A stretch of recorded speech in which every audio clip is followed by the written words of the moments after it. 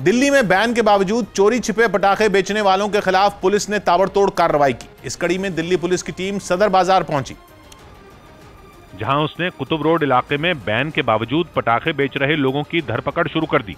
इस कार्रवाई में उसने 2-3 लोगों को पटाखों के साथ धर दबोचा।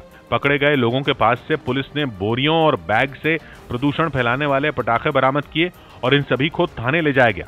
ये पटाखों को यहाँ पर लेकर अवैध रूप से इन्हें बेचा जा रहा है और सदर बाजार मार्केट में इसी तरह से दिल्ली पुलिस की कई टीमें सादी वर्दी में छापेमारी कर रही है। जबकि दूसरी कार्रवाई सदर बाजार इलाके के ही एक गोदाम पर हुई। वहां से पुलिस टीम ने बड़ी मात्रा में बोरियों में बंद पटाखे जब्त किए और 33 साल के एक आरोपी को भी गिरफ्तार किया।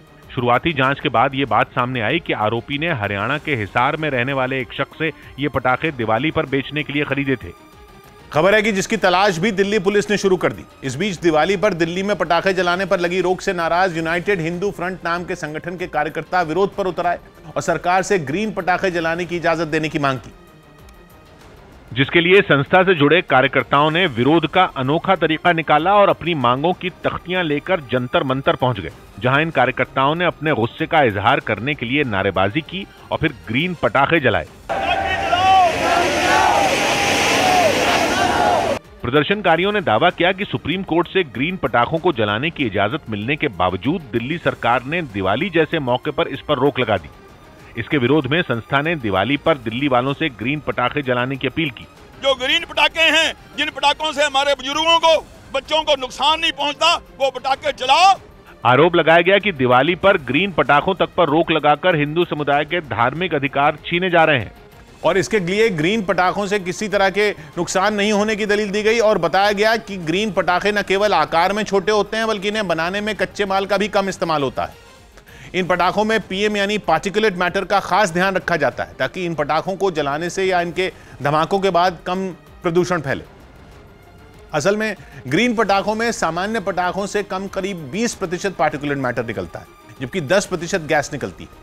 पटाखों से निकलने वाले पार्टिकुलेट मैटर के शरीर के अंदर जाने का खतरा रहता है, जो फेफड़ों में फंस जाते हैं। दिल के मरीजों या दमा के मरीजों के लिए यह खतरनाक साबित हो सकता है। इसी वजह से कई राज्यों में सामान्य पटाखों पर रोक लगा दी गई, जबकि ग्रीन पटाखे जलाने की इजाजत दी गई।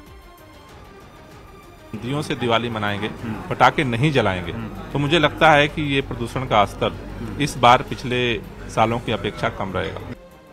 सौभाग्य की एक बात है कि दिल्ली में दिवाली के बाद प्रदूषण की वजह से सांस लेना मुश्किल हो जाता है, जिसकी वजह से दिल्ली पोल्यूशन कंट्रोल बोर्ड ने नए साल के पहले दिन यानी 1 जनवरी 2022 तक सभी तरह के पटाखों पर पाबंदी लगा दी है, जबकि हरियाणा, यूपी और राजस्थान ने भी दिल्ली के नजदीक यानी एनसीआर के दायरे में आने वाले शहरों में पटाखे बेचने और जलाने पर पाबंदी लगा दी है। जिसका मतलब यह हुआ कि दिल्ली एनसीआर में कम प्रदूषण फैलाने वाले ग्रीन पटाखे भी नहीं जलाए जा सकते, जिसका हिंदू यूनाइटेड फ्रंट नाम के संगठन ने विरोध किया।